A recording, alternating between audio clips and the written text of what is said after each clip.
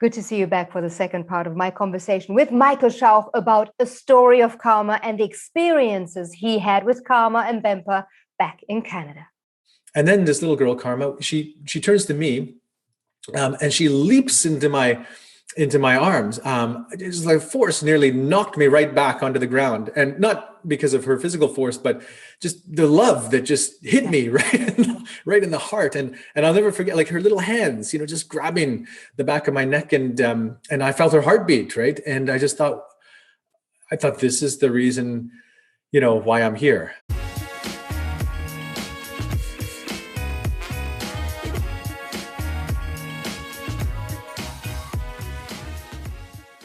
What I thought was really interesting, that all of the group had the same sort of feeling. It was really like like you have in a group meditation. All of a sudden, there's like a resonance around everybody that is gathered there, and you start experiencing this huge amount of emotions, and they're very shared emotions. So nobody would go like, "Oh, I'm not feeling anything," and that was right, I was crying. Yeah, exactly. It was just so overwhelming that you couldn't help but hide what you were feeling. Yeah, no. But the reason why I make such a point of all of this, before we're getting to the village of Nar, is simply because to show that how deep something like climbing mountain can really become. And also how it can shift the mindset and the openness to whatever happens in that environment, because now we're going into the story of karma. And tell us about, once you went into that village of Nar, how you came about karma and what karma is, because there is more than one meaning to that word in your book. Right. Yeah. So the overarching theme of karma in the book is, people have talked about it as this concept of cause and effect, right? What we do will have ripple effects, and, we'll have, it's causation, right? So it'll affect the world around us. The world around us affects us.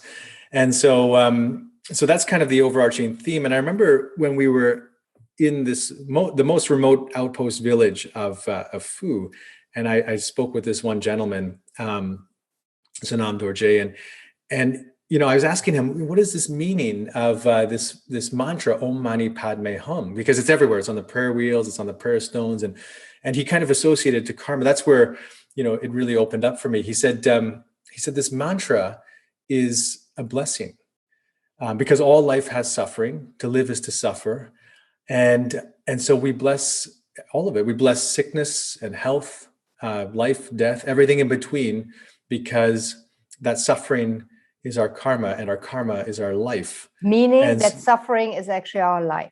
Exactly. Yeah. It's kind of the way it gives us the opportunity to expand through it, to have these experiences. So I thought that was very profound. And so if you fast forward, there we were in Nar, we'd come across this little stone school, and at the head of the school, at the head of the little class, the kids had pulled their benches out in the courtyard because there's no electricity there. And if you imagine, this place is at 14,000 feet in elevation.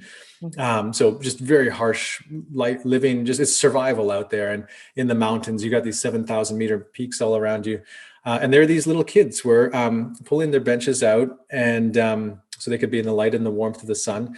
And there's this little girl, 7-year-old girl, at the head of the class, teaching these kids the English numbers.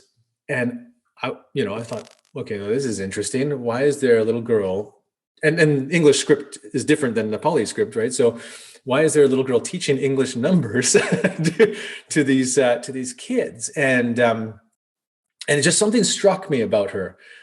We'd seen hundreds of kids up until that point, but there was something kind of markedly different about her. Almost, I felt this karmic or familial connection, something I could recognize in her somehow. I can't quite explain it, but it was just, when you kind of see something familiar, yes, or recognize it.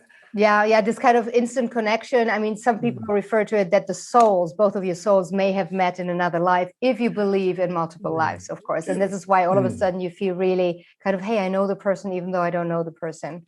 Exactly. It was kind of like that, and very, very strong. And so So there was a moment where we found the teacher. He was kind of looming in the back, and he was not really. He shared with us he felt like he had been banished to the end of the earth, because he comes from a totally different part of Nepal. He was 2 weeks away from his family and his village and so forth. But something happened. The kids caught sight of this guitar that was slung over our musician's shoulder.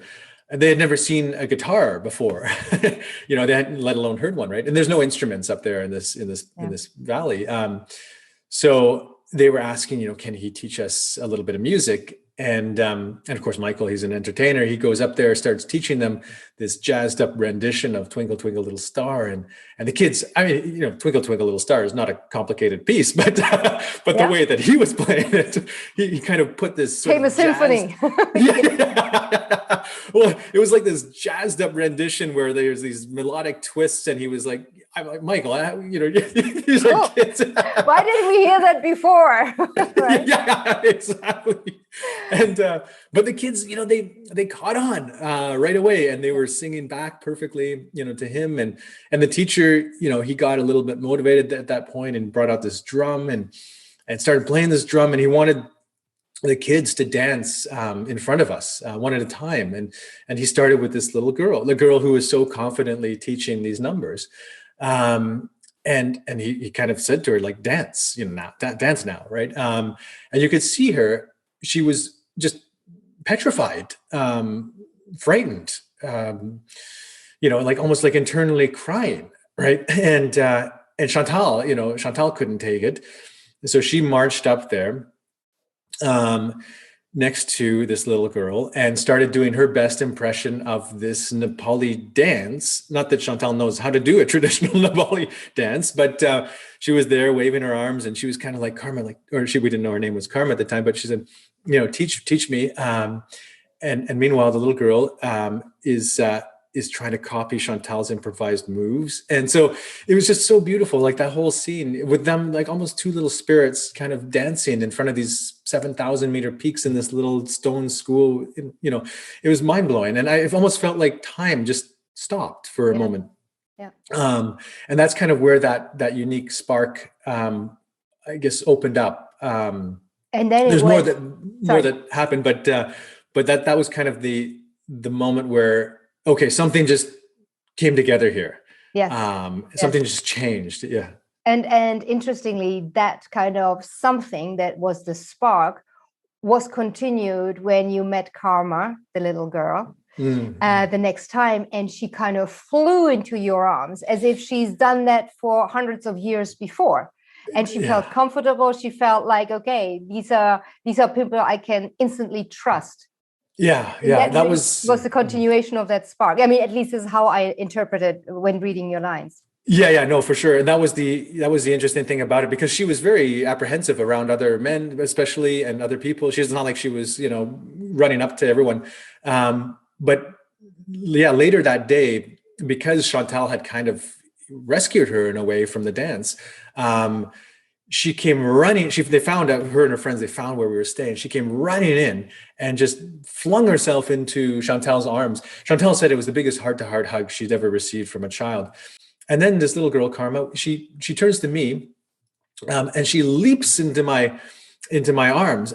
It's like force nearly knocked me right back onto the ground, and not because of her physical force, but just the love that just hit me right in the heart. And I'll never forget, like, her little hands, just grabbing the back of my neck, and I felt her heartbeat, right? And I thought this is the reason, why I'm here. This is the reason why I'm not climbing the mountain. Yeah, that is exactly the point I wanted you to get to. Is there you had to give up your dream. You couldn't get onto the Pyramid Mountain, which was a real bummer. It crushed you. But you kind of went like, okay, let's go back. Let's go via Nar. And all of a sudden you have this experience where you said, all right, life was what I planned to do, but now life is what is happening right now. And it seems to be so much better. Yeah. And that's exactly it. But it's hard to come to that knowing when you're in the middle of the tornado, right? Yeah. Because the mountain had become such part of my identity. I had wanted to climb in the Himalayas, I mentioned, since I was like 15. And so it had become such a part of me that when that dream was shaken, when it was crushed so close, right? Part of my identity was crushed. And so it's kind of like, how often do we find ourselves in that kind of a situation where something we feel so strongly about that this has got to be part of my life now gets questioned. Denied. Yeah, exactly. And then we have to figure out, well, what does that mean now? Who am I now? Like, where am I going now? Kind of lost in a way, to some degree. And that's what was happening in the middle of the Himalaya. But then there was this opening of doorways, like the invisible doorways. Have you ever had it where it feels like things are just kind of nudging you or guiding you in a certain direction, right? So yes, maybe what you felt like you should be doing is getting, kind of unraveled, but there's this other sort of direction that's kind of being opened for you. Yep. And so that's kind of what it felt like. So I didn't know, it was mentally exhausting to go through that, but and I didn't know where it was leading at that time. But I thought, all I can do right now, it goes back to your question about what I've learned in the mountains.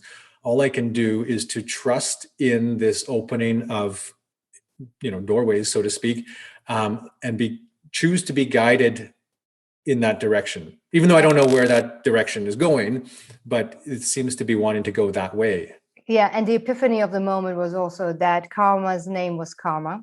Right. Maybe that helped you understand a little bit why things happened as well. Chantal and I just looked at each other like, because we knew a little bit of Nepali, and we said, "Oh, what's your name?" And she said, "Oh, my name is Karma." And we just looked at each other like, "Really?" Yeah, exactly. It's like, hey, moment. All right. Let's fast forward a little bit, because without getting too much into the details of, getting those children out of Nepal and having them join you for a year in Canada. So that is basically what's happening.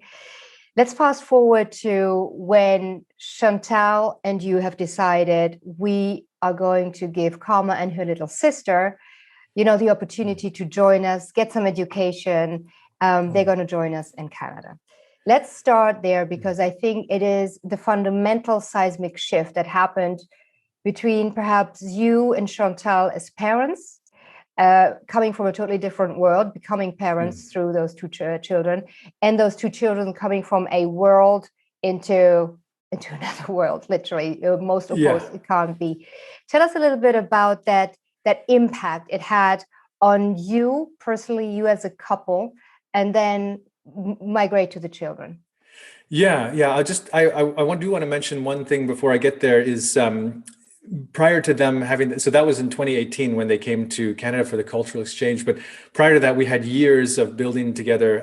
We actually got them into the school in Kathmandu to foster, the Buddhist tradition and kind of their cultural roots. That was very important.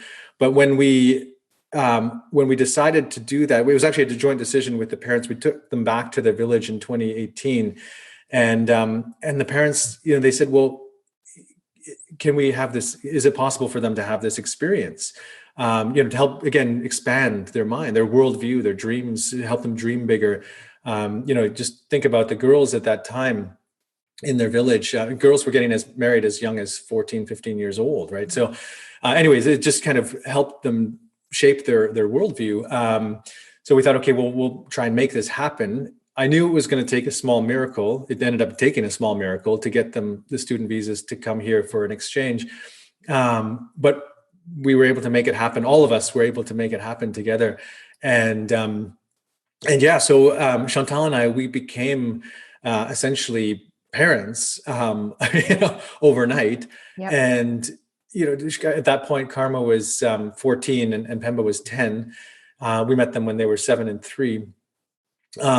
But it was like, it was one of the most beautiful experiences of my life, because you could see just how their minds were expanding, and our minds were expanding by, through their, minds. And, there's so many learnings, but, I think it brought Chantal and I closer together. it kind of opened my mind in terms of what it means to be a parent. Like you said earlier on, how that changes everything.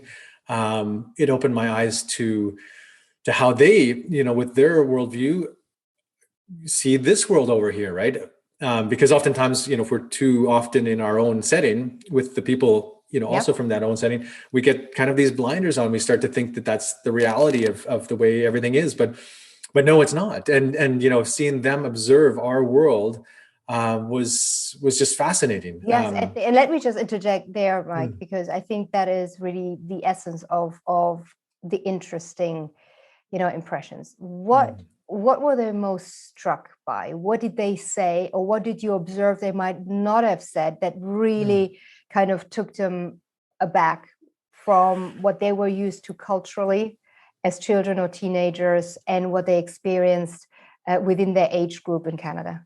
Yeah. I mean, it wasn't, it's kind of funny because some of the things that I thought that they would be, mind surprised about. Just shocked by. Shocked by, oh yeah. Some of those things they weren't actually. And, so it was more in the detail. It was more in the, like the way we connect with each other, for example, over here, so Karma, for example, was shocked by sometimes the way kids would treat elders or their teacher, not having that level of respect. I mean, she was like, or even, how they connected with each other on the playground.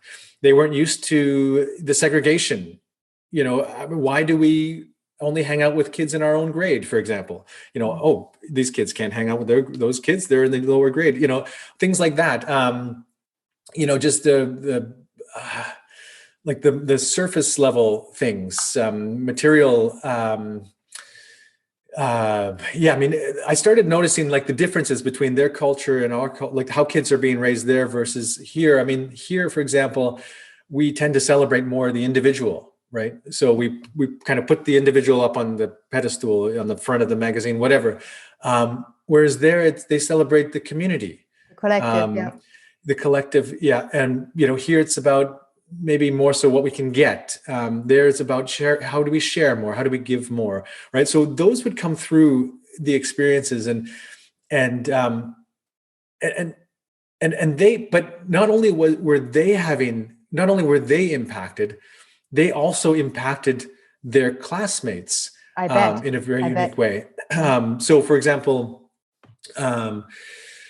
I remember that Karma, she often would teach, she would want to go and be with the kindergarten kids because she loved the teaching and all that. And the kindergarten teacher said to me once, just by Karma being in the classroom, it just brings this whole calmness. You spoke about energy, right? Like the energy of the children just comes way down. Like everyone's just, more, I don't know, more present or mindful, whatever it is. But yeah, just her energy was having that effect. Pemba, I mean, the way that she was navigating the dynamics of her class, Pemba's, she probably understood 30% of English when she got here, but then she rose to become the top of her class. She was getting like 100% on, not that it's all about marks, but, just the fact that she was able to do that and at the same time navigate the social dynamics of her classmates, how girls are at that age. I mean, I don't know Terrible. how girls are at that age, but do you know how girls are at that age, Michael? I've heard how girls can be in that age. But how she could like navigate all that and sort of make sure everyone felt included and all. I just thought, wow, I mean, that's extremely high emotional intelligence. So not only IQ, but EQ as well. She was brilliant. But anyway, so things like that. And then at the household level, they didn't, it's not like here where, there's specific chores. Okay, everyone has to do this and that. They're used to being part of the household, right? So they didn't know how to use like the electric washer and dryer and induction stovetop and things like that initially. But as soon as they learned, they became part, they were keeping their own things clean. They were helping in the garden. They were helping with the cooking. Like I remember one day I was making dinner and Pemba came up And I said, Pemba, you don't have to cook with me here. You can go play or do art or whatever you want to do. And she said to me, Mike, why don't you want me to cook with you? I'm like, Yeah. and I just thought, you know what, actually get in, let's do this together. But, being part of the process rather than, how sometimes in families here, we just all kind of rush to the table, we all eat. And then for them, it's about, being present together, even preparing the meal together as part of that. Exactly. So things Yeah, like as you were that. saying, it's more about the community and Yes. everybody being part of the community. And it's more about, how can I add to the community rather than how can the community or whoever is there add to me. So this is, I think, definitely a very big difference between what I could read between Karma Pemba and our average, let's say, teenager that we raise in our Western world. And what I also thought was a couple of things I really thought was noteworthy. The difference between Karma and Pemba being telling herself that she was a mature or old soul as a very young person, academically astute, as you were saying, and also having big dreams, knowing exactly where she wants to go. Very different to her sister. And being the younger one was even more flabbergasting. And also, absolutely. And also the attitude towards education. Education, I don't know about you and me, it was like, oh my God, we got to go to school. And for them, it's privilege, it's opportunity. Yeah. It's opening the horizon. It actually means life, the runway of life. Absolutely. I mean, there's a few stories that relate. There's a lot what you just said, and there's a couple of key stories I think I can relate to that. One is that something I learned from their village, from the parents, is that they have this saying up there in the mountains where they would rather their kids have a pencil in the hand versus a strap around the forehead. And because if they don't have the education, their lives get subjected to this hard labor. By the time they're 5, 6, 7 years old, they're subjected to hard labor in the fields, in the, survival again, right? So their parents, want them to have more choice in life. That was the intention that Chantal and I had when we were there talking with their parents back in 2012 was, how do we all work together to just give them more choice, right, in life? And so I remember, if I fast forward to now, because what's happened is they had the exchange here. They went back to the school in Kathmandu, but then COVID hit. And COVID now has, because of that, all the schools in the Kathmandu Valley have had to close. And so all the kids have gone back to their villages. But in the meantime, there's internet access in a lower area, so I can communicate with Karma and Pemba. And I remember Pemba's teacher, they're doing remote learning, and Pemba's teacher sent me this one assignment, which was called What I Learned During Lockdown. Yeah. And he was so impressed by it. He thought, he's like, Mike, you got to check this out. And so Pemba's assignment, What I Learned During Lockdown, she said, what I learned during lockdown was how much my parents love me. And she said, I learned that how much my parents love me because I left the village when I was young. So everybody thinks I'm from the mountains, but I didn't know how hard it was to survive in the mountains. So what I learned during lockdown was, how to take care of the animals, how to take care of my siblings, how to cook, how to survive in the mountains. And I learned that my parents don't want me to have the same life like them, which is why they sent me for this education. And it goes to your point. I think because they've had that, and Pemba was, how old was she at that? She was like 11 years old, making that, coming to that level of awareness. So I think to your point, like, because they've had these very contrasting experiences, they can identify very quickly the value of learning, the value of education. I remember the first day we went to Karma's school. When Karma, she was 8 years old, we brought her to the first day of class in Kathmandu at the school there. And I remember Chantal and I were standing in the threshold of the doorway, and they plopped down a stack of books on her desk. And right away, she was like leafing through the books as fast, like, almost like trying to absorb all the information she could as fast as possible. Yeah. Because up to that point, they didn't have books in the village. They didn't have radio, communication, internet, nothing, right? They had scriptures in the monastery, but, so it was almost like the books were opening her world, right?